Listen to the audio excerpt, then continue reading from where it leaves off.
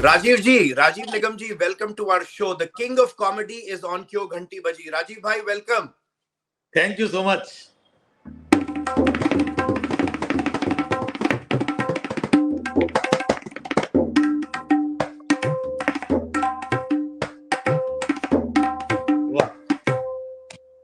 वाह, क्या बात है। बहुत बहुत बहुत बहुत शुक्रिया अमरजीत जी इस शानदार स्वागत के लिए। ये बहुत पुरानी एक कंपोजिशन है, किसी घराने से संबंधित है हमारे, और ये आपके लिए हमने बजाई। आज का जो हम शो शुरू करते हैं कुछ सवालों से, क्योंकि सवाल हमारे पास बहुत हैं और आपके पास जो एक्सपीरियंस का भंडार है वो हम सभी के साथ, जो हमारे दर्शक उनके साथ शेयर करते चलेंगे। तो मेरा पहला जो सोच है, जो दिमाग में है कि आपको जो ये एक्टिंग का और जो बात करने का जो तरीका है, या कॉमिक टाइमिंग, तो वो कहाँ से आपने शुरू किया? क्योंकि एक बार मैं जसपाल भट्टी साहब को सुना था, उनसे किसी ने पूछा कि भाई आपको ये आइडिया कहाँ से आया कि आपको ये करना चाहिए? तो उन्होंने कहा कि मैं पहाड़ों में जाया करता था घूमने के लिए, तो एक खतरनाक मोड़ था और वहां पर लिखा हुआ था कि आगे खतरनाक मोड़ है, सावधान रहिए। और उसके कुछ सालों बाद जब मैं गया तो वो बोर्ड वहां नहीं था। तो मैंने किसी से पूछा कि भाई वो बोर्ड कहाँ गया? बोले कई सालों से कोई दुर्घटना नहीं हुई थी इसलिए बोर्ड हटा दिया। तो आपको ये प्रेरणा कहाँ से मिली, कहाँ से शुरुआत हुई आपके इस कॉमेडी? वहां पर तो वो बोर्ड हटा दिया गया था, कई सालों से दुर्घटना नहीं हुई थी। लेकिन मेरी जो कॉमेडी आती है वो हर दिन की दुर्घटनाओं से आती है ना। यहाँ वहाँ दुर्घटना होती रहती है। हाँ, यहाँ पे लगातार दुर्घटनाएं होती रहती हैं और बस वो दुर्घटनाएं ही मुझे एक्ट बनाने का मौका देती हैं, लोगों को हंसाने का मौका देती हैं। और अपने आसपास इतना कुछ होता है जहां पर आप हैं, तो बस एक नजर रहती है कि यार ये कैसे, तो उसको कैप्चर करके मैं अपने लेवल पे उसको टाइमिंग में बिठा करके, तो और टचवुड लोग एंजॉय करते हैं उसको। अरे अमरजीत रुक जा यार भाई। नहीं अमरजीत, अभी जो आपने दुर्घटना बोला, मैं कहता हूँ ये जो घटनाएं घटती हैं उनको आप दुर्घटनाएं कैसे बनाते तो ये देखने में घटनाएं लगती हैं, एक्चुअली है ना, होती दुर्घटनाएं ही है ना। तो जैसे शादी है, शादी को आप क्या कहेंगे, घटना या दुर्घटना? आपने अल्टीमेट काम कर दिया। अल्टीमेट है वो, तो अल्टीमेट है। मतलब उसमें ना हाँ कहा जाएगा ना कहा जाएगा, है ना। तो कहने को वो घटना है, बाद में दुर्घटना है। राजीव भाई, अभी तो बहुत सारी बातें हैं, अभी तो वार्म अप बॉक्सिंग का शुरू हुआ है। राजीव भाई एक चीज बताएं, आम की क्या बात है? ये जो आम जो फल है, ये आपको इतना क्यों अच्छा लगता है? हमने हर वीडियो में आपको आम के बारे में सुना है बोलते हुए, आम कैसे खाया जाता है, ये क्या चक्कर है? आम से फैसिनेशन क्यों है आपको? नहीं, ये मेरा फैसिनेशन नहीं है। अच्छा। लेकिन जिनका है, अच्छा ठीक है ना, वो मुझे प्रेरणा देते हैं। अच्छा, वो प्रेरणा देते हैं, ठीक है ना। क्योंकि जैसे आम के बारे में बात करेंगे, आम तो बहुत किस्म के होते हैं, है ना, तरह तरह के, अलग अलग जगहों में जाएंगे, इतने सारे क्वालिटी के आम होते हैं। लेकिन आमों के बाद आमों की बड़ी चर्चा होती है। यहाँ मुंबई में हापुस आम होता है, हमारा यूपी में दशहरी आम होता है, कहीं पर लंगड़ा होता है, अल्फांसो है, ये बहुत सारे आम होते हैं जी। तो आमों के बारे में चर्चा होती है कि भाई आपने वो वाला आम खाया, दशहरी खाया आपने, वो चौसा खाया, अरे लंगड़ा खाइए, क्या मजा आता है। तो आम के बारे में चर्चा होती है, लेकिन इधर चर्चा हो रही कि आम खाते कैसे, जूस के खाते हैं कि चाट के खाते हैं। मतलब आप सोच रहे हैं कि ये सेंचुरी का, सदी का शायद बहुत बड़ा क्वेश्चन होगा और किसी बड़े आदमी से। मतलब आप ये सोचिए, कल को आप अमेरिका जाएं और आपको जो बाइडेन मिल जाएं, है ना, और उनसे आप पूछ ले कि आप पानी कैसे पीते हैं। ऐसे पीते हैं कि ऐसे गिलास से पीते हैं, ऐसे शुरू से पीते हैं, या कोई पाइप डाल करके ऐसे डायरेक्ट पीते हैं, है ना। या बाथरूम में नहाने जाते हैं तो जो शावर चलता है उसे लगा के ऐसे पी लेते हैं। मतलब आप पानी कैसे पीते हैं? माय गॉड, ये कौन सा क्वेश्चन हुआ कि आप पानी कैसे पीते हैं, आप आम कैसे खाते हैं? सही तो ये क्वेश्चन ही अपने आप में फनी है। Correct too good. वो तो आपके इतने वीडियो वायरल हो रहे हैं, इतने वायरल वीडियो हो रहे हैं। एक वीडियो आपका इतना जबरदस्त वायरल हो रहा है जो मैंने भी बहुत देखा, शर्मा जी, सब्जी और मुल्ला। हाँ, अब आप देखिए, लोग, क्योंकि मैं बहुत सारे कॉमेडी शोज में काम किया, कॉमेडियन हूँ, लाइव शोज करता हूँ, बहुत सारे शोज लिखे मैंने, तो मुझे लोग समझते हैं कि मैं कॉमेडियन हूँ, मैं कोई बात कर रहा हूँ तो मैं कोई हंसाने वाली बात कर रहा हूँ। मैं लोग एज्यूम करते हैं, जबकि कई बार ऐसा होता है कि मैं हंसाने वाली कोई बात नहीं करता हूँ, एज इट इज। जैसे मैं आपको बता दूं कि नवीन भाई कल अमरजीत जी मिले थे और ऐसा ऐसा बोल रहे थे, है ना? तो मैं अमरजीत जी की बात बता रहा हूं आपको, मेरा इसमें कोई लेना देना नहीं है। डन। तो शर्मा जी की वही बात है, जो शर्मा जी ने बोला वही मैंने बताया कि हिंदुस्तान में आजकल टमाटर बड़े महंगे हो रखे हैं, दूसरी अदरक भी महंगी है, सब्जियां भी महंगी हैं, तो लोग बड़े प्रोटेस्ट भी कर रहे हैं, कुछ कुछ चल रहा है यहाँ पर, सब्जियां महंगी, अलग अलग पॉलिटिकल पार्टी के लोग भी बोल रहे हैं कि भाई सब्जियां महंगी है। तो उसमें से असम से जो शर्मा जी हैं वहां के सीएम, उन्होंने एक नई चीज निकाली कि सब्जियां महंगी क्यों हैं, उसका रीजन ढूंढ निकाला, और वो बोला कि ये मुल्लों की वजह से महंगी है, मियाओं की वजह। अच्छा, बताएं। समझ? तो जैसे मैंने थोड़ी देर पहले बोला था कि वो आम कैसे खाते हैं, चूस के काट के, ये कौन सा क्वेश्चन हुआ? तो ऐसे क्वेश्चन हो सकता है कि पानी कैसे पीते हैं, तो ऐसे ही मतलब सब्जी और टमाटर महंगे हुए तो मियाओं की वजह से, मुल्लों की वजह से महंगे हो गए। ये उन्हीं की भाषा है, मैं तो मियाँ और मुल्ला ऐसे शब्द अपनी जबान पे आएंगे भी नहीं। सही कह रहे हैं, है ना? ये उनके शब्द हैं। तो अगर मुस्लिम्स की वजह से उनका कहना है कि सब्जी महंगी हो गई है, तो कल को तो भाई जो सिलेंडर महंगा हुआ है यहाँ पर, वो भी उन्हीं की वजह से हुआ होगा। वो बताया नहीं आपने?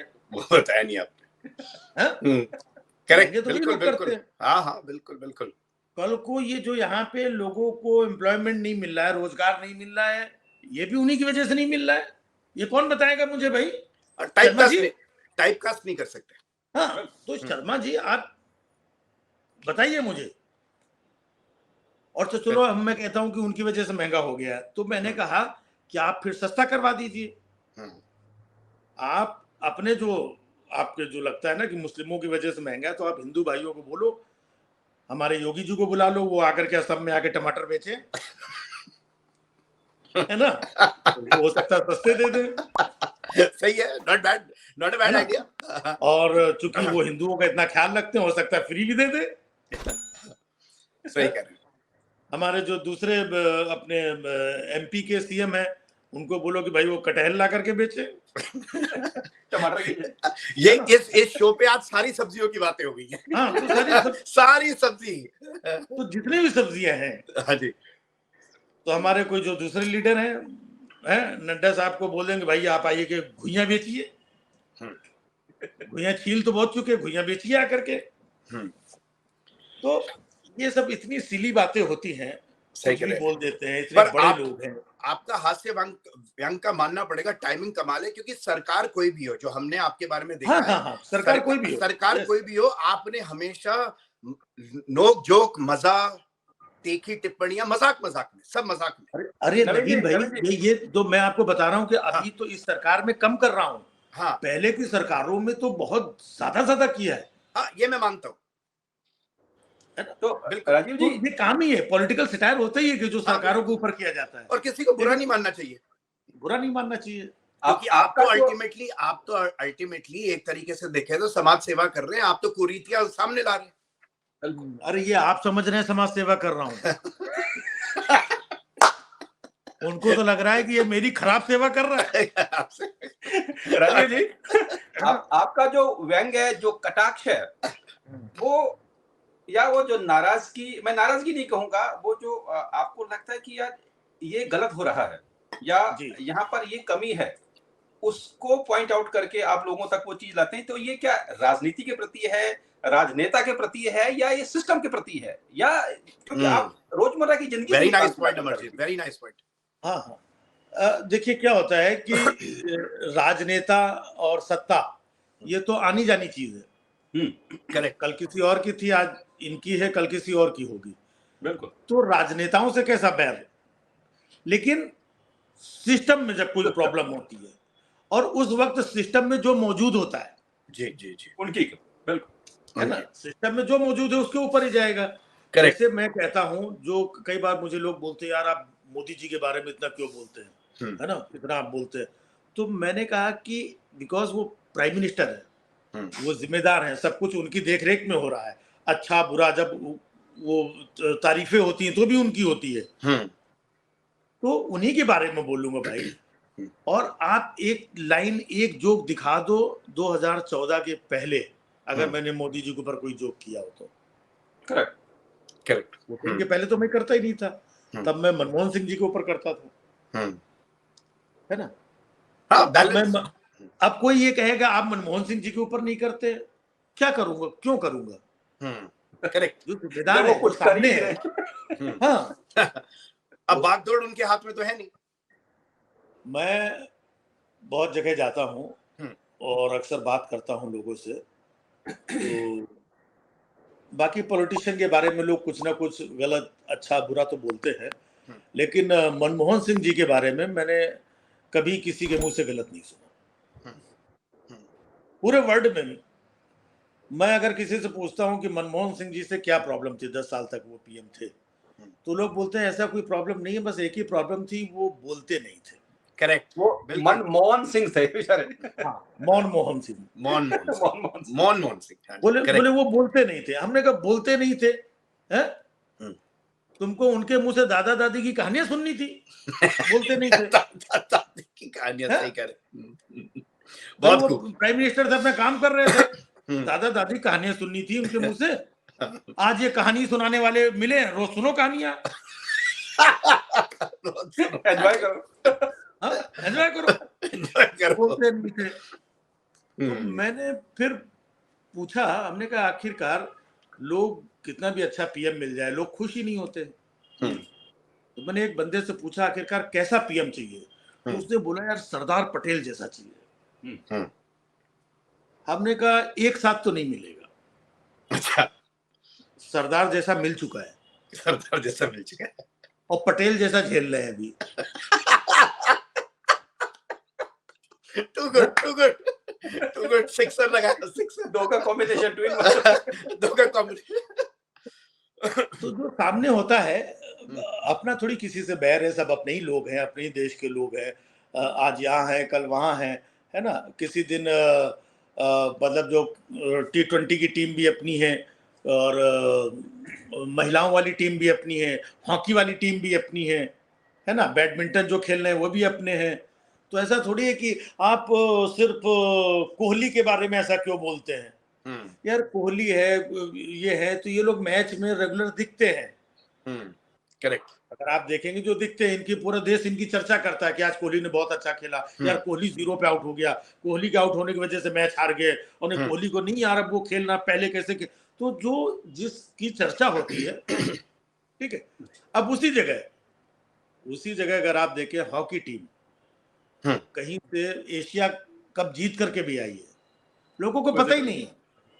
करेक्ट, पब्लिसिटी नहीं है। तो अब मैं हॉकी टीम के बारे में अगर बात करूंगा, तो जब लोगों को मालूम ही नहीं, कोई जिक्र ही नहीं है, तो लोगों को लगेगा कि आदमी क्या बक रहा है यार। करेक्ट। तो जो चर्चा में है, जो सामने है, जो जिम्मेदार है, उसके बारे में बात करते हैं।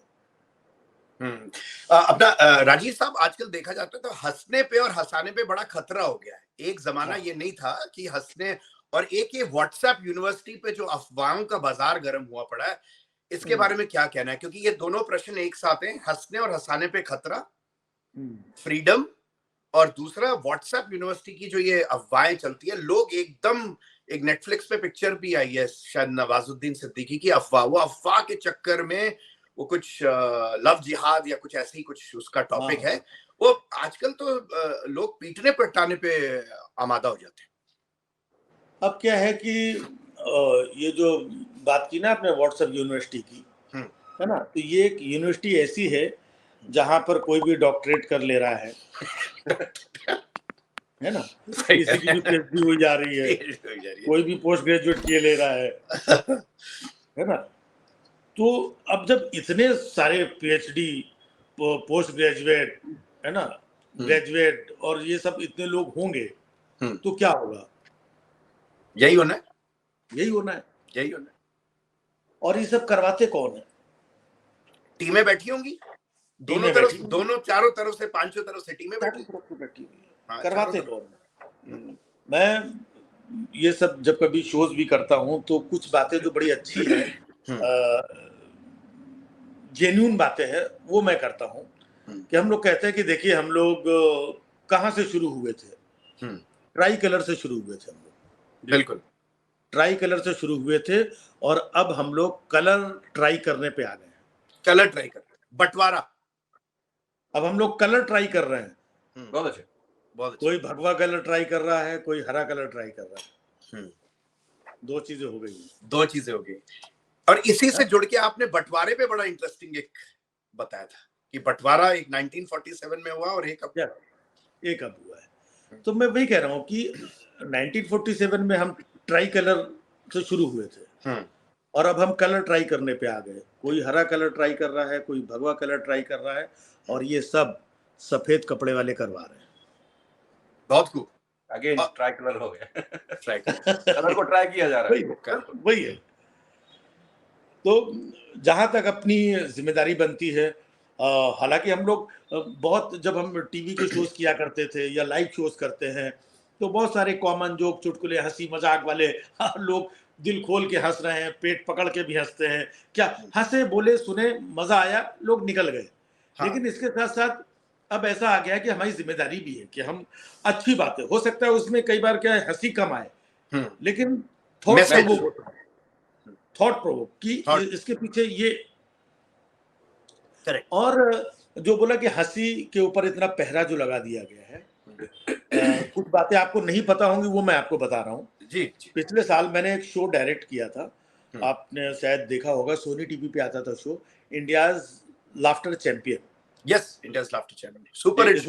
शेखर सुमन और अर्चना पूरन सिंह उसमें यस, और बहुत सारे स्टैंड अप कॉमेडियन आके परफॉर्म करते। तो वो शो पूरा मैंने बनाया था। वो आपने लिखा था ना? वो सारा लिखा था, बनाया था, सारे आर्टिस्टों को कलेक्ट किया, उनको ग्रूम किया, सब किया, डायरेक्ट किया, तो वो किया। तो चैनल के साथ मीटिंग होती थी मेरी। उसका नाम भी पता था, चलिए, मूवर्स एंड शेकर्स था ना? नहीं, अभी वो अलग था, इंडियाज लाफ्टर चैंपियन, वो अलग था, वो पुराना शो था, वो उस पे बाद में आएंगे। ये अभी लेटेस्ट बात बता रहा हूँ, लेटेस्ट है, वो देखा है लेटेस्ट। तो मैंने इतने सारे जोक्स बनाए, अपने जो हमारे बच्चे थे उनको ट्रेन करके वहां पे खड़ा किया, ग्रूम करके, और ऑडियंस, जजेस, सबने बड़ा एंजॉय किया, बोले यार ये जो बड़ा कमाल का है, माइंड ब्लोइंग, और उसको आउटस्टैंडिंग रिस्पांस भी मिला। अब वो जब शूट होकर के, रिकॉर्ड होकर के चैनल के पास गया तो चैनल बोलता है कि ये वाला जोक काट दो, ये वाला जोक भी काट दो, इसको काटो, इसको काटो। अब जो 12-15 मिनट की उसकी आउटस्टैंडिंग परफॉर्मेंस थी, वो 3 मिनट पे आ गई, कट कुटा के 3-3.5 मिनट की ऐसी कि बंदा क्या बोल रहा है, पहले ही बोल दिया सर मैंने 3 मिनट की हो गई होगी, और क्यों बोल रहा है, क्यों बोल रहा है। अब चैनल की अपनी मजबूरी, चैनल बोलता है नहीं ये वाला जोक बोलेंगे तो वो लोग ऐसा सोचेंगे, ऐसा करेंगे तो ये उनका वो वाला। अब एक जोक मैं आपको बता रहा हूँ, एक कानपुर से लड़का आया था, उसको तैयार किया, तो वो बोलता है कि मैं कानपुर से हूँ, और उत्तर प्रदेश में तो आप जब किसी से एड्रेस पूछते हैं तो लोग बोलते हैं कि भैया ये सड़क कहाँ जाती है, ऐसे पूछते ना, कि भैया ये सड़क कहाँ जाती है, ये कहाँ जा रही है, और हाँ ये सड़क कहाँ जा रही है, और बोलता है बारिश के बाद लोग पूछते हैं भैया यहाँ पे सड़क थी कहाँ चली गई। बिल्कुल, देखिए कितना शानदार जोक है, बेहतरीन जोक है, ऐप जोक है। इस जोक को काट दिया उन्होंने। अच्छा, अब आप बताइए, इस जोक में कोई प्रॉब्लम लग रही है, कोई रिलीजियस, कोई प्रॉब्लम नहीं, कोई कुछ लग रहा है आपको दूर तक? कोई problem. As a matter of fact, आज आप इंस्टाग्राम पे देखिए, दिल्ली तो झीलों का शहर पे इतने मीम्स चल रहे हैं, सोचिए। हाँ, अब वो काटा क्यों, हमने पूछा उनसे, हमने कहा आखिरकार क्यों, मतलब इस जोक में क्या प्रॉब्लम है? तो उनका दिमाग देखिए, उनके अंदर इतना खौफ और डर है कहने लगे नहीं ये यूपी से है परफॉर्मर, तो ये जोक यूपी को डिफेम करता है। अरे तो कल को मेरे लिए प्रॉब्लम हो जाएगी। अच्छा, समझ करेक्ट गए? करेक्ट। तो अब आपको जोक्स करने के लिए आप किस पे करेंगे? एक टाइम तो था जब हम लोग मतलब हम लोग क्या पूरी दुनिया जोक चुटकुलों में सरदारों के ऊपर कितने जोक चुटकुले क्या क्या हुए और लोग हंसते थे। मतलब मेरे कितने सरदार जो दोस्त थे वो खुद आके सरदारों को जोक सुनाते थे। तो कहते हैं कि अपने ऊपर हंसना बहुत बड़ी वो तो हंसी की कीमत है ना। कहते हैं कि अपने ऊपर हंसना वो सबसे बड़ी बात है, सबसे बड़ी बात। जलाकर अपना नशे मन मैं खुद पे हंसता हूँ, मजाक खुद का उड़ाना कोई मजाक तो नहीं। मजाक। अमरजीत सारा दिन आप अब मेरा मजाक उड़ाना बंद कर दो अमरजीत, तो सारा दिन आप मेरा मजाक उड़ाता रहता है। और तुसी संताओं के बनता हो। मैं तो दोनों नहीं, लेकिन मैं यही चाहूंगा कि आप मजाक उड़ाते रहो इनका, है ना, क्योंकि इससे खूबसूरत बात कुछ हो नहीं सकती है। बहुत बढ़िया, जो बेहतरीन जोड़ी है आपकी, थैंक यू। जोड़ी में आप इनका मजाक उड़ाएंगे, है ना, तो कभी कभी आप भी इनका उड़ाते होंगे थोड़ा बहुत। बिल्कुल, इसी सारा दिन हमारा इसी में निकल जाता है फोनों पे। हाँ, तो ये जुगलबंदी चलती रहनी चाहिए। बस बस बस बस यही तो आज हम पूरे नेशनल लेवल पे मिस कर रहे हैं। बिल्कुल यही मिस कर रहे हैं कि उनको इस वजह से नहीं बोल सकते, उनको इस वजह से नहीं बोल सकते, उनका मजाक नहीं उड़ा सकते, उनका अरे मजाक यार, सुनाओ, हंसाओ, एंजॉय करो, निकल जाओ, और निकल जाओ, दूसरा मजाक होगा। बिल्कुल, बहुत खूब। कॉमेडियन का या किसी का एक कलाकार का कभी भी ये मकसद नहीं होता वो किसी को हर्ट करे। राजीव भाई एक बड़ी हमारी कॉमेडी में अब काफी कुछ बदलाव आता चला जा रहा है। काफी सालों से कॉमेडी चल रही है, फिल्मों में आती जा रही है। फिल्मों में पहले जो हीरो एक छोटा सा सिपाही होता था, फिर वो हवलदार बन गया, उसके बाद उसको अब आजकल हीरो मतलब उसके बाद इंस्पेक्टर हो गया, फिर वो एसीपी बन के आने लगा, उसकी डिग्रीज बढ़ती चली जा रही है, अब डीजी आ रहा है, कोई कमिश्नर आ रहा है। फिल्मों जो हमारे कॉमेडी में जो जहां बहुत कुछ हो रहा है बातचीत को लेके, हंसने हंसाने को लेके, वहां पर डबल मीनिंग शब्द लेके भी बहुत कुछ गंदा भी हो रहा है, जो कि हम मैं ये कहूंगा कि किसी अपने के साथ बैठ के वो देखने लायक नहीं रहा। उसके बारे में आप क्या कहना चाहेंगे? क्या बदलाव रहा? उसके बारे में मैं यही कहना चाहूंगा कि अपनों के साथ बैठ के देख कौन ना, पहली बात तो ये है। बहुत खूब, वेरी नाइस, सही बात है, वेरी नाइस। अपने साथ कौन बैठ रहा है? कोई नहीं बैठ रहा। अमरजीत, तू तो मेरे साथ बैठ के टीवी देखता नहीं है, ठीक है? सही बात। अगर अमरजीत को देखना भी होगा तो आपके साथ ही देखेंगे। सही है, आपने बिल्कुल। तो ये दौर है। एक टाइम था, जसपाल भट्टी साहब की बात की, तो जब उनका शो आता था पूरी फैमिली बैठ करके देखते थे। करेक्ट। एक टीवी होता था, पूरे फैमिली के लोग देखते थे। अरे 15 पड़ोसी, मैं इसी प्यार पड़ोसी भी आ जाते थे, तो सब लोग देखते। तो वो दौर था। आजकल टीवी देख कौन रहा है? आज घर में 5 मेंबर हैं तो सबके पास अपनी अपनी स्क्रीन है, और अपना अपना टीवी लगा हुआ कमरे में, अपना अपना टीवी है, अपनी अपनी स्क्रीन है। तो आजकल कंटेंट क्या हो गया है घर में, अभी जैसे मेरे घर में है, मेरी जो मदर है वो अपना भजन पूजन के कंटेंट वो देखती, मोबाइल में देखती रहती है। उनका भजन पूजन ये वो चल रहा है, ठीक है। अब वो जो बच्चा है वो कार्टून देख रहा है, वो उसका कार्टून चल रहा है।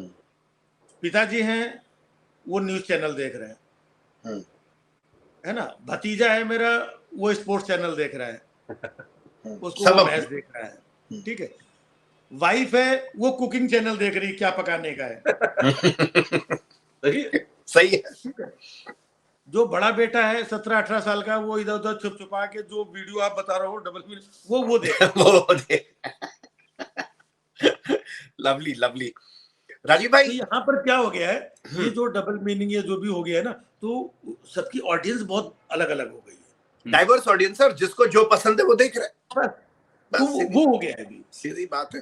अब आप कॉमेडी की बात कर रहे हैं, बहुत सारी जो वेब सीरीज आ रही है आजकल, वेब सीरीज तो लोग फिर भी टीवी पे लगा के फैमिली के साथ की बढ़िया वो फलानी वेब सीरीज है ना।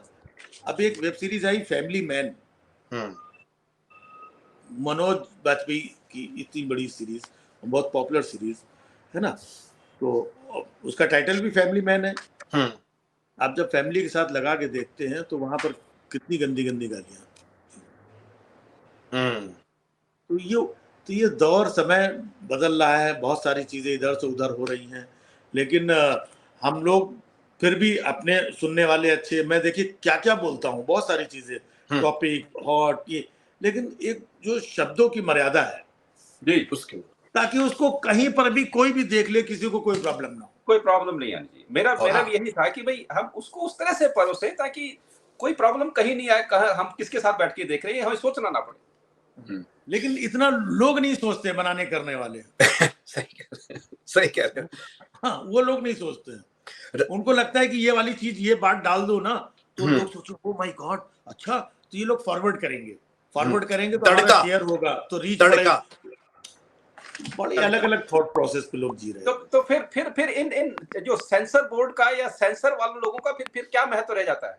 कुछ नहीं है। नहीं, तो ये जो लोग कर रहे हैं तो ये सेंसर के दायरे में आते नहीं है। ओटीटी है।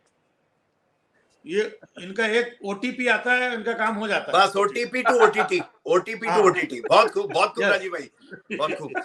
राजीव भाई, सारे दर्शक आपके इतने सारे प्रोग्राम्स देखते रहते हैं, इसके बारे में जरूर बताइए कि आप ऑलमोस्ट 1 घंटे का, 1.25 घंटे का आप स्टैंड अप प्ले करते हैं खुद। स्टैंड अप प्ले, और वो जो स्टैंड अप प्ले करना होता है, कैरेक्टर्स करना होता है, वो अच्छे थिएटर वाले जो एफटीआई के हों, एनएसडी को, मतलब उस लेवल के लोग कर पाते हैं, और आपने उसमें सिद्धि पा ली है। What is the secret behind that show, वो जो आपका स्टैंड अप शो है, क्या नाम क्या उसका? उसमें एक चीज और बता दो, उसका नाम है बहुत हुआ सम्मान। हाँ, बहुत हुआ सम्मान। तो ये हमारा शो है। और एक और चीज उसमें मैं ऐड कर दूं कि ये जो मैं शो करता हूं 1.5 घंटे का, इसमें हर महीने 1 महीने के बाद जो दूसरा शो होगा उसमें से आधे घंटे का मटेरियल हट जाएगा और नया ऐड हो जाएगा। नया कंटेंट डाल दोगे आप? नया कंटेंट। तो पहला जो घंटा है वो स्टैंडर्ड रहेगा? हाँ, वो डिपेंड करता है, हो सकता है कि नए कंटेंट से ही पहला घंटा शुरू हो।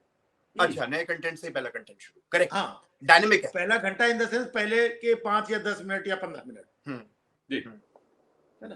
तो इतने सारे टॉपिक्स आते रहते हैं, तो कंटेम्प्रेरी इश्यूज पे जब मैं बात करता हूँ तो लोग कनेक्ट भी होते हैं और मुझे भी। और वैसे अगर मैं आधे घंटे के जो कंटेंट ड्रॉप करता हूँ मैं, उनको भी कलेक्ट कर लो तो 4.5-5 घंटे का कंटेंट नहीं, उतना तो कोई नहीं देखेगा। 4.5-5 घंटे तो कोई नहीं देखेगा, वो तो इम्पॉसिबल है। तो आपने movers and shakers, carry on with Shekhar, इसकी आपने सारी स्क्रिप्टिंग भी करी थी, जो बहुत कम लोग जानते हैं, कि क्योंकि आगे तो शेखर सुमन जी थे, पर जो पीछे का सारा काम है बहुत मुश्किल काम था। तो वो कैसे, क्योंकि उसकी जो कॉमिक टाइमिंग थी जबरदस्त है, और विदाउट अ गुड स्क्रिप्ट, अब अमरजीत और मैं बिना स्क्रिप्ट के करते हैं, अपनी मेमोरी से काम करते हैं। हम लोग अपनी मेमोरी से काम करते हैं, हम नहीं कि सवेरे सवेरे, ठीक है, जो देखा है ऑब्वियसली गूगल पे जाएगा, विकिपीडिया पे देखेगा, ये थोड़ी ना कह रहे कि मेरे को कोई वो समझेगा, पर सब मेमोरी से हम लोग करते हैं। तो तब ये शो पड़ता। अगर मैं ये ऐसे किताब लेके शुरू कर देता लिखना, फिर तो वो ऐसा होता है कि कोई भी ऐसे कर लेगा शो। तो वो कैसे आपने राइटिंग किया और उसको कैसे आपने इतना सक्सेसफुल बनाया? और वो राइटिंग का ये हुआ कि उस राइटिंग की वजह से ही आज मैं जहां कहीं भी हूँ, क्योंकि उसमें इतनी एक्सरसाइज करनी होती थी, इस लेवल का ह्यूमर उसमें क्रिएट करना होता था। खबरों से मैं उस वक्त 8 से 10 न्यूज़पेपर पढ़ता था मैं, बिल्कुल दुनिया की सारी खबरें, कि कौन सी खबर निकालूं और इस खबर के ऊपर फिर मुझे जोक बनाना है। बहुत खूब। वो बहुत चैलेंजिंग काम होता था, बहुत चैलेंजिंग, लेकिन वो चैलेंजिंग काम में मजा भी आता था। और तो एज ए राइटर मैंने अपने कैरियर की शुरुआत की। ये तो कुछ पॉपुलर शोज है, movers and shakers, carry on Shekhar वगैरह। इसके अलावा मैंने 50-55 टीवी के शोज मैंने लिखे हैं। क्या बात, क्या, वेरी नाइस। तो एज ए राइटर मैंने काफी काम किया। तो आज वही जब मैं अपने वीडियोस बनाता हूं तो मैं स्क्रिप्ट वगैरह ऐसा नहीं लिखता हूं। करेक्ट। मैं थॉट्स पे, पॉइंटर्स पे अपने आप को ये करता हूं, फिर अपने फ्लो से मैं उसको बोलता हूं। तो उसकी टाइमिंग और ये सब प्रॉपर सेट हो जाती है। तो ये जब आपने पूरा सारा काम किया, तो who were the people who were helping you? आपके कोई जूनियर्स भी रहे होंगे, या कैसे, मतलब उनका क्या योगदान रहा होगा? ये काम ऐसा है, मैं आपको बता दूं अपना नवीन भाई, कि ये काम बिल्कुल निहायत इंडिविजुअल काम होता है ये, इंडिविजुअल। इसमें कहीं किसी की कोई हेल्प नहीं, क्योंकि ये तो थॉट है, ये पंच है, पंच है, ये जो आपका आएगा आप ही का आएगा। आप किसी असिस्टेंट को रख करके नहीं बोल सकते कि ये लाइन दे रहा है उसके ऊपर तू सोच। हाँ तू सोच और मैं लिखूंगा, इम्प्रोवाइज कर, हाँ मैं लिखूंगा, हाँ तू सोच मैं लिखूंगा, वो जीरो हो जाएगा मामला। तो वन लाइनर है ना, वन लाइनर में वो क्या पंच। लिखेगा, क्या सोचेगा, सारा खेल तो थॉट का ही है। तो मैंने आपको बताया कि अपने वीडियोस भी बनाता हूँ तो मैं स्क्रिप्ट नहीं लिखता हूँ, थॉट पे ही रहता है। तो एक चीज होता है, दूसरों के लिए स्क्रिप्ट लिखता हूँ तो फिर वो थॉट्स को मैं लिखता हूँ। तो पर बॉलीवुड में जैसे सलीम जावेद हुए ऐसे, तो ये दोनों मिलके कैसे लिखते थे, वो कैसे मिश्रण होता? नहीं उनका मैं बता रहा हूँ, क्योंकि क्या होता है वो फिल्मों की स्टोरी और चीजें लिखना वो अलग है। हाँ। उसमें क्या होता था कि एक टॉपिक है तो उसमें जेल करते थे, जैसे आप दो लोग बैठे हैं। हाँ। कि ये जो हीरो है हमारा, हीरो ये जाता है तो इसको यार हीरो को हम लोग फ्लाइट से भेजें, विदेश जा रहा है, या इसको दूसरे तरीके से भेजें। तो दूसरा बोलता था एक काम करो, फ्लाइट से तो बहुत लोग जाते हैं, एक काम करते हैं जब हीरो अपना बॉर्डर क्रॉस करके जाएगा तो बॉर्डर पे ये मिलेगा। तो दूसरा बोलता नहीं यार बॉर्डर से क्रॉस करके जाएंगे तो ये हो जाएगा। फिर तीसरी बात, तो वो लोग आपस में डिस्कस करते, एक बात निकल के आ गई, बोले हाँ ये रख, जुगलबंदी डन। तो वो था वहां पर। राजीव जी, आपने काफी, जैसे कि आपने अपने करियर की शुरुआत राइटिंग से की और उसके बाद एक्टिंग, और उसके बाद काफी प्ले लिखे आपने, टीवी के लिए लिखे आपने, कॉमेडी शोज के लिए मतलब कॉमेडीज लिखी हैं। तो जो बाकी कॉमेडियंस के साथ आपका कैसा वतीरा रहा, या उनका आपके साथ कैसा रहा, और किन किन कॉमेडी शोज के लिए आपने कॉमेडीज लिखी है या लिखा है? इसमें अमरजीत की बात आगे लेके चलता हूं और इसमें जोड़ता हूं कि अमरजीत शायद ये कहना चाह रहे हैं, correct me if I am wrong, कि कौन इतने सारे एंकर्स के साथ आपने काम किया, इतने सारे लोगों के साथ काम किया, कोई 3 या 4 ऐसे लोग हों जिन्होंने आपके लाइफ में एक तरीके से गेम चेंजर हो, या उनके साथ आपको लगा कि हाँ यार बहुत अच्छे शख्स हैं, मजा आ गया काम करके? उसमें से तो देखिए शेखर सुमन जी अपने आप में बहुत उम्दा और फाइन ट्यून्ड, मेहनती, अपडेटेड, वो बहुत अच्छे फनकार हैं। और जब मैं उनके साथ अभी भी मैं काम करता हूँ, अभी भी उनके साथ कुछ शोज होता है तो मुझे बुलाते हैं, मैं बैठ के अभी भी उनके लिए लिखता हूँ मैं। तो उनके साथ सबसे खास बात क्या है कि मैं जो लिखता हूँ उसको वो पढ़ते हैं, 4 बार पढ़ते हैं, प्लस उनकी सबसे खास बात क्या है, वो राइटर को मुझे सामने बिठाते हैं। बाकी के लोग ये नहीं करते हैं, आपने लिख के भेज दिया, उन्होंने अपने हिसाब से पढ़ा और कर दिया। एक और राइटर साथ बैठकर? नहीं मुझे, अच्छा ठीक है, मैंने अगर लिखा है तो मुझे सामने बैठा लेंगे। अच्छा आपको, ठीक है, गॉट इट। हाँ, फिर उस पे क्या होता है, उनका भी कोई थॉट आता है तो वो मुझसे पूछेंगे कि यार ये थॉट आया तो इसको क्या ऐड कर दूं, कैसा लग रहा है। अगर मैंने मना कर दिया तो बोलते कोई बात नहीं, वेरी नाइस। फिर वो रिहर्स करेंगे, रिहर्स करते समय उनको राइटर सामने चाहिए। तो मैं कई बार उनको टोक भी देता था कि नहीं सर ये ऐसे नहीं, ऐसे करना है। अच्छा। तो वो इतने मतलब डेडिकेशन के साथ में काम करते थे। करेक्ट। और जरा सा कई बार वो लैंग्वेज को लेकर के अगर जरा सा डाउट हो गया कि यहाँ पर नुक्ता लगना चाहिए या नहीं लगना चाहिए तो शूटिंग रोक देते थे। 2-4 लोगों को फोन करके कंफर्म करते थे। जबकि हमारे यहाँ भी वो जो तबला बजाता था सुरेंद्र, तो डायरेक्टर मेरा बोलता था कोई बात नहीं सर, इसमें नुक्ता होता है, वैसे आप जो बोल रहे हैं ठीक है, और बाय द वे कुछ प्रॉब्लम हुई ना तो मैं क्या करूंगा, इसके ऊपर धड़म तबला डाल दूंगा तो किसी को पता ही नहीं चलेगा। Good one. तबला डाल दूंगा तो पता नहीं चलेगा। लेकिन वो बोलते थे नहीं ये नहीं करेंगे, गलती होगी तो होगी, हाँ नहीं हो गई तो उसको सुधारेंगे, 1 घंटा रुकेंगे, हम कंफर्म करके फिर शूटिंग आगे करेंगे। तो उतना टाइम देते तो उनके साथ एक परफॉर्म करने का, लेकिन फिर मैंने उनके साथ परफॉर्म भी किया, मैंने उनके साथ वर्ल्ड टूर भी किया, उनके शोज ओपन करता था मैं शुरुआती दौर में। आप तो कई सारे कंट्रीज भी ट्रैवल किए, बहुत सारे कंट्रीज ट्रैवल किए, तो उनके साथ मैंने काफी किया। तो फिर मैं उनके शो ओपन करता था, तो एक अच्छी हमारी ट्यूनिंग उनके साथ में थी।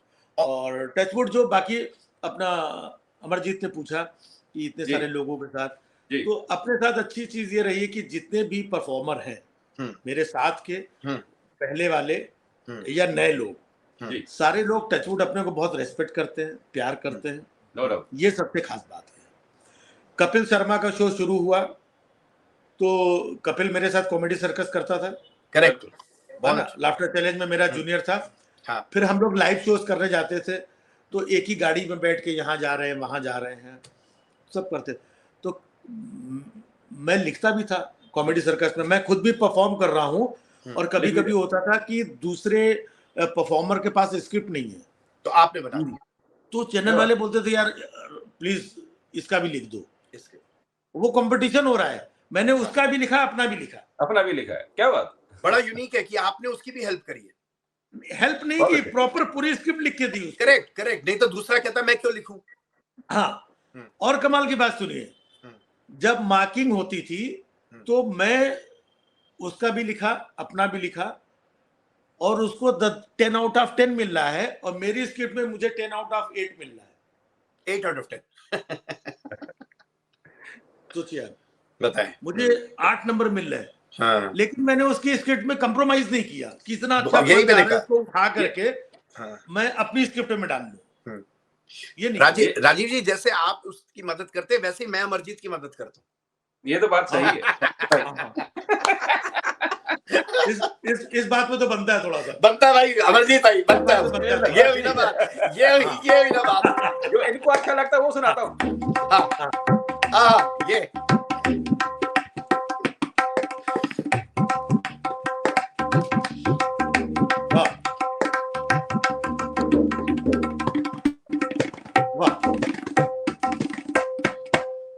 वाह उस्ताद अमरजीत, वाह, मजा आ गया। तो अब तो अपना राजीव साहब, ये कॉमेडी बेसिकली आप दूसरे फेज पे आते हैं अपने कॉन्वर्सेशन में। आप निकले थे कानपुर से जी, आप निकले थे कानपुर से, मजेदार सारी बातें। तो जब कानपुर से निकले थे तो समृद्ध थे कि बॉम्बे जाके समृद्धि मिली, और कितनी मुश्किलें आई रास्ते में? मैं एक मिनट रुकिए नवीन जी, आप जब इतना सारा कुछ पूछने के बाद, बात करने के बाद वापस वहां पर आ गए कानपुर, तो मैं राजीव जी से एक बात पूछना चाहूंगा कि आपके इस शौक को, जो शौक मतलब शौक वाला शौक नहीं, जब ये शौक था पहले, उसके बाद आपको कब लगा कि आप इसको कैरियर बनाना चाहिए या प्रोफेशन बनाना चाहिए, प्रोफेशनल तरीके से इस फील्ड में आप आए? ये कब हुआ, कैसे लगा, कब लगा? ये सब बहुत पुरानी बात है। तो वही चलते हैं। मैं वही कह रहा हूँ, बहुत पुरानी बात है। ये तो वही हुआ कि दो दोस्त आपस में मिले, बोले यार 5-6 साल पहले मैं गांव गया था, तो मैं छत पे था और छत से मैं नीचे गिर गया था अंधेरे में। तो बोले अच्छा, छत से नीचे गिर गया तो क्या हुआ? फिर बचा था कि मर गया था तू?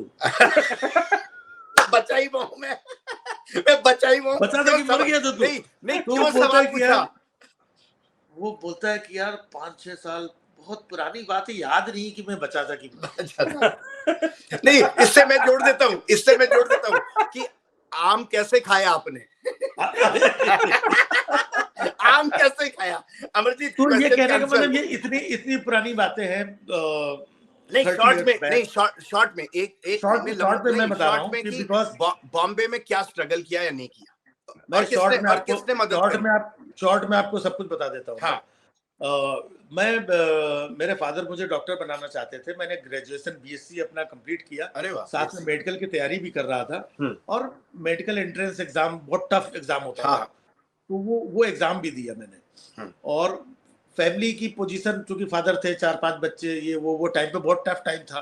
40 साल पहले सबकी लाइफ में हिंदुस्तान में ज्यादातर सब लोग middle class, lower middle class, तो मेडिकल की पढ़ाई तब भी बड़ी महंगी थी। तो मेरे फादर कहते थे कि तू बेटा डॉक्टर बन, कुछ भी होगा तो मैं अपने आप को बेच करके भी तेरे को पढ़ाऊंगा। तो मेरा सिलेक्शन हो गया मेडिसिन में। हाँ। अब मैं कॉलेज गया और वहां पे जाके पूरा डिटेल निकाला, तो वो टाइम पे कुछ साल का कुछ 1.5 लाख या समथिंग कुछ ऐसा मेरा ये आया। तो मैं बोला यार मेरे फादर कहाँ से देंगे इतना? मैंने बताया ही नहीं। लो, डॉक्टर बन गया और बताया नहीं मैं। और उसी तब तक मैं साथ में थिएटर भी करता था मैं। तो पता नहीं मेरा क्या कुछ दिमाग ये हुआ, बताया नहीं। और मेरा ग्रेजुएशन कंप्लीट हुआ और मैं अपना झोला बैग उठा के बम्बई चला आया। और राजीव भाई, आप ये बात बताना नहीं चाह रहे थे? नहीं बताना चाह रहे। बताओ। अब मैं बम्बई चला आया, लेकिन मन में ये था कि ये वाला डॉक्टर तो नहीं बन पाया, लेकिन एक दिन डॉक्टर जरूर। और आप बने डॉक्टर? आप दिलों के डॉक्टर बने, आप दिलों के डॉक्टर बने, आप खुशियों के डॉक्टर बने, आपने डॉक्टर ऑफ कॉमेडी। तो नहीं, मैं अपना एक लक्ष्य भी लेकर के आया था, गोल था अपना, क्योंकि डॉक्टर बनने के लिए 5.5 साल की पढ़ाई करनी पड़ती है, फिर 1 साल का इंटर्नशिप, 6.5 साल। 6.5 साल तो 6.5 साल, और 6.5 साल मैं लगाऊंगा, इतने सारे पैसे लगेंगे घर के, परिवार के। तो मैंने कहा यही 5 साल मैं मुंबई में जाके स्ट्रगल करूंगा। 5 साल उधर डॉक्टरी के लिए जाते, 5 साल में इधर डालता हूँ, और 5-6 साल भयंकर स्ट्रगल हुआ, क्योंकि वो टाइम पे ना OTT था, ना प्राइवेट ये इतने सारे जो चैनल्स हैं, ना ये था, ना मोबाइल था, ना यूट्यूब था, इंटरनेट था, ना यूट्यूब, कुछ नहीं था, कुछ भी। ठीक है, ये दुनिया भी बहुत सारी नहीं थी मुंबई की। तो उस वक्त रहना, उठना, बैठना भी बड़ा मुश्किल था। अब तो बहुत इजी हो गया है। आप कौन से सन में शुरुआती पहुंचे? दौर, कौन से सन में? 94 लॉन्ग टाइम, 94। तो शुरुआती दौर बहुत ज्यादा टफ था, पता ही नहीं होता था कहाँ करना है, क्या करना है, कैसे करना है। लेकिन एक अंदर से एक जुनून था, विश्वास था, तो अपना काम करते रहते थे। जॉनी लीवर साहब के शोज होते थे ऑडिटोरियम में, मैं छिप छिपा के जाता था, इनके शोज देखता था, दूसरों को देखता था, घर आकर के बैठ करके अपना कंटेंट बनाता था, मोहल्ले पड़ोस में लोगों को सुनाता था। फिर शुरुआत मैंने अपने एक ऑडियो कैसेट से की, वो दौर था, तब तो बाकी कुछ था नहीं, ऑडियो कैसेट। तो ऑडियो कैसेट मेरा यहाँ पर पॉपुलर हुआ, और वो ऑडियो कैसेट में लोगों को सुनाता था। तो वहां से अपना काम धीरे धीरे चल पड़ा। फैंटास्टिक। अभी तो बहुत कुछ सुनना बाकी, क्योंकि आपके पास एक्सपीरियंस का इतना भंडार है आपके इस कैरियर को लेके। हम आपसे ज्यादा टाइम नहीं लेंगे, पर जाते जाते सिर्फ इतना पूछना चाहेंगे कि कोई ऐसा सीक्रेट जो आज तक आपने किसी चैनल पर किसी के साथ आउट नहीं किया है, और हमारे दर्शकों के साथ, हमारे साथ शेयर करना चाहें आप। कुछ भी जो आपके सीक्रेट जो कभी अपना ऐसा कोई सीक्रेट जैसा है ही नहीं। अगर सीक्रेट हो, क्योंकि मैंने सारे सीक्रेट तो अपने जितने होते थे सब तो अपने जो चुटकुले में घर परिवार के सब ओपन कर दिए। तो ये सबसे बड़ा ओपन सीक्रेट है ना। मैं मतलब कई बार शुरू में तरह तरह के कंटेंट करता था ना, तो मैं लोगों को बताया करता था कि मैं इंट्रोडक्शन ही अपना देता था मैं, कि मेरा नाम राजीव निगम है और मैं एक शादीशुदा आदमी हूँ। यार इसमें हंसने की क्या बात है यार? यही तो आपकी खूबी है। यही तो खूबी है। शादीशुदा है यार। ये बोल दिया शादीशुदा, में हंस रहे हैं। तो मैंने कहा कि नहीं, मैं राजीव निगम हूँ और मैं शादीशुदा आदमी हूँ, मेरी भी एक प्राइवेट वाइफ है मेरी। प्राइवेट यार, इसमें भी हंस रहे हो? सबकी वाइफ प्राइवेट ही होती है, सरकारी थोड़ी होती किसी की। सही कह रहे राजीव भाई, सही कह रहे। सरकारी होती किसी की। नहीं, करेक्ट। राजीव जी, आपकी बात सुन के शादी के बाद पहली बार इतना हंसे भाई साहब। अच्छा राजीव भाई, बिफोर आई फॉरगेट, एक बड़ा मजेदार किस्सा था जो आपसे सुनना चाह रहे थे। अच्छा, और जाते जाते आ गया याद मेरे को, नहीं तो मैं अपने आप को कोसता रहता, फिर नेक्स्ट शो पे आते हैं, जब भी आप आते। एटम बम के बारे में आपने एक बहुत बढ़िया बताया था, बिलावल भुट्टो। वो आपने एक बोला था ना कि एटम बम वहां से चलाएंगे, यहाँ से चलाएंगे। हाँ, कुछ था वो उस वक्त, कुछ। हाँ, एक वो बड़ा अच्छा था कि चलाना किसी ने नहीं है, दोनों मुल्कों ने नहीं चलाना। हाँ, तो वो भी बड़ा आपका। वो बिलावल भुट्टो ने कुछ ऐसा बोला तो बोलता रहता है, बच्चा है बोल देता है। हाँ, यही बोलता रहता है। बस यही की बात पे क्या बुरा मानना, बच्चों की बात पे क्या बुरा मानना। तो बारिश के टाइम में यहाँ पर हमारे यहाँ खुद हाथ गाड़ी में गली लोग भुट्टो सेकते मिल जाते हैं। भुट्टा ना। हाँ, तो बच्चा है तो बोल देता है, वो हमारे पास जी वो एटम बम है, एटम बम हमने शादी में फोड़ने के लिए थोड़ी रखा हुआ है। शादी में फोड़ने के लिए थोड़ी रखा हुआ है ना। तो उसमें मैंने कहा कि भाई हमारे पास भी तो एटम बम है। हाँ, तो हमारे यहाँ तो शादी में फोड़ने के लिए भी नहीं है। करेक्ट। क्योंकि जो लोग हैं हमारे यहाँ, वो शादी के ऊपर उनका बिलीव ही नहीं है। सही कह। तो हमारा तो एटम बम वैसे सुरक्षित रखता है। समझ गया। कमाल है राजीव भाई, कमाल है यार। तो आपके यहाँ तो किसी की शादी में आप फोड़ भी सकते हो। हमारे जो फोड़ने वाले लोग हैं वो तो शादी वादी से उनको कोई लेने ही देना।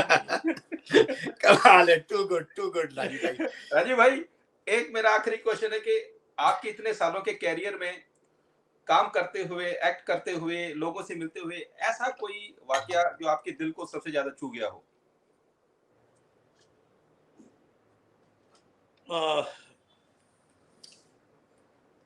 मेरे लिए देखिए, कमाल की बात मैं बताऊं आपको, और ये वाकया भी कनाडा से ही जुड़ा हुआ है। अरे वाह, कमाल है। हाँ, टोरंटो में रोजर सेंटर है जो, तो वहां पे शो था, तो मैं पहली बार गया था वहां पर, और उस वक्त मैं नया था, और काफी बड़े बड़े कलाकार गए थे, सुनिधि चौहान और बड़े बड़े सोनू निगम, और काफी 10-12 बड़े बड़े आर्टिस्ट थे वहां पर। तो उसमें एक मैं भी था, तो मुझे भी बुलाया गया वहां। तो मैं गया, तो वहां पर होटल में जहाँ पे हम लोग रुके हुए थे, वहां पे प्रेस कॉन्फ्रेंस चल रही थी। तो सारे बड़े बड़े कलाकार, पता नहीं कौन कौन था, मुझे याद नहीं आ रहा है, 10-12 आर्टिस्ट थे बड़े बड़े, सोनू निगम, सुनिधि चौहान, तो मुझे याद है। प्रेस कॉन्फ्रेंस चल रही, तो मैं अपना थोड़ा सा नया था, ऐसा अपना किनारे बैठा हुआ कि भाई इन लोगों को कर लेने दो प्रेस कॉन्फ्रेंस। वो सोनू निगम और ये सब बड़ी बड़ी बातें, और मैं किनारे बैठ गया। हमने कहा अपने को कौन इधर पूछने वाला है। उनका अचानक कोई एक रिपोर्टर जो है, जो उसका काम हो गया क्या, वो मुड़ करके ऐसे चलने लगा, और चला तो मेरी तरफ, अरे बोलता है तो राजीव निगम है। ये एटम बम फोड़ दिया, ये तो राजीव। मैं बोला यार, मैं सोचा कि पहली बार का मेरे को कौन जानता होगा ये। वो जो अंदर का एक क्या बात, ब्यूटीफुल। तो फिर उसने मेरे को साइड में ले जा करके मेरा इंटरव्यू किया, दूसरे लोगों को बुलाइए। तो हमने कहा चलो एटलीस्ट, उस वक्त मेरे 1-2 शोज वगैरह आ गए थे, तो लोग देखते थे। Then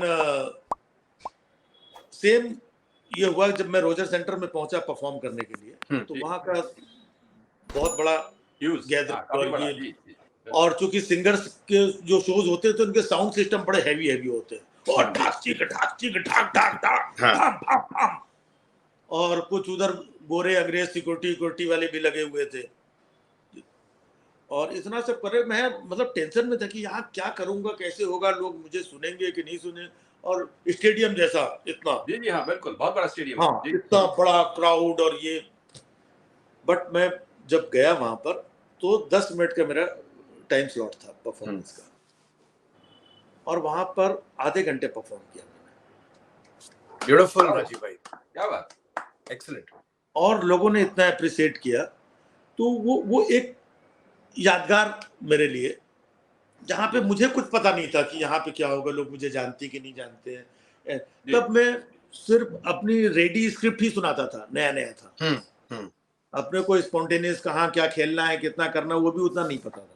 correct. तो टचवुड बहुत अच्छा रिस्पॉन्स। मैं फर्स्ट टाइम, देखिए कितना भी हो, हम लोग इंडिया से छोटे जगहों से, कानपुर से मुंबई आया, मुंबई से, तो बहुत सारी चीजें हम लोगों ने लाइफ में फर्स्ट टाइम ही देखी। जैसे फ्लाइट में जब मैं पहली बार बैठा तो फर्स्ट टाइम ही देखा मैंने, है ना।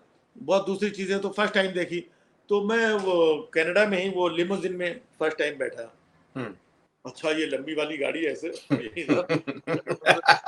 सही है, लंबी वाली गाड़ी, हाँ, और ड्राइवर किधर बैठा, कहाँ से चला रहा है पता ही नहीं चला, ऑटो मोड में चल रही गाड़ी, है ना। इधर पीछे बैठे हुए टेबल लगी हुई है, बाहर लगा हुआ है, कर रहे हैं अपना, हाँ, कुछ सॉफ्ट ड्रिंक और ये कुछ नाश्ता वास्ता भी हो रहा है, गाड़ी चली जा रही है।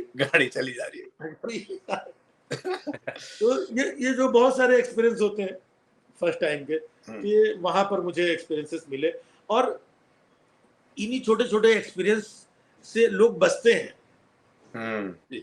यार ये, क्योंकि हंसी की बात, अच्छा इसको फ्लाइट में बैठा तो इसको ये नहीं पता है बेल्ट कैसे बांधते हैं। हाँ, ये फर्स्ट टाइम बैठे नहीं पता था यार। अरे नहीं पता। लेकिन जब हम ये बातें शेयर करते हैं, हाँ, ऐसी बहुत सारे सबके लाइफ में होता है। बिल्कुल। अब दुनिया में मैं इतने होटल्स में जाता हूँ आज भी, या आप भी कहीं जाओगे, ऐसे टैब आते हैं बाथरूम में जाओगे, पता नहीं कि पानी कहाँ से निकलेगा, इधर से छुआ रहे हैं, इधर से मुंह ऐसे कर रहे हैं, ऐसे कर रहे हैं, ये कर रहे हैं, वो कुछ पता नहीं कैसे निकलेगा। पता चला नीचे से वो पैर डालोगे, इधर दबाओगे, ये इतना पानी आ गया। अमरजीत और हम घूमते हैं, 200 किस्म की कॉफी होती है, हम कहते हैं भाई चाय ले आ यार हमारे लिए, बस चाय ले आ। 200 किस्म की कॉफी पे कौन रिसर्च करेगा, तो फ्लाइट छूट जाएगी। राजीव भाई, यहाँ पर मैं हमेशा परेशान हो जाता हूँ, मतलब पगला जाता हूँ कि जहाँ आप जाओ, कहीं गाड़ी पार्क करनी हो तो हर पार्किंग स्लॉट में नई मशीन रखी होती है। 5 मिनट उसके साथ स्ट्रगल करने में लग जाते हैं कि भैया इसमें कौन सा क्या बटन दबाना है, कौन सा बटन, कैसे। राजीव भाई, लवली स्पीकिंग विद यू, और हम आपसे जुड़े रहेंगे always. Wish you all the best. You are undoubtedly the king of comedy. God bless you, और आपका शो हमेशा प्रोग्रेसिव चलता रहे। बहुत बहुत शुक्रिया आपके टाइम का, आपके आने का।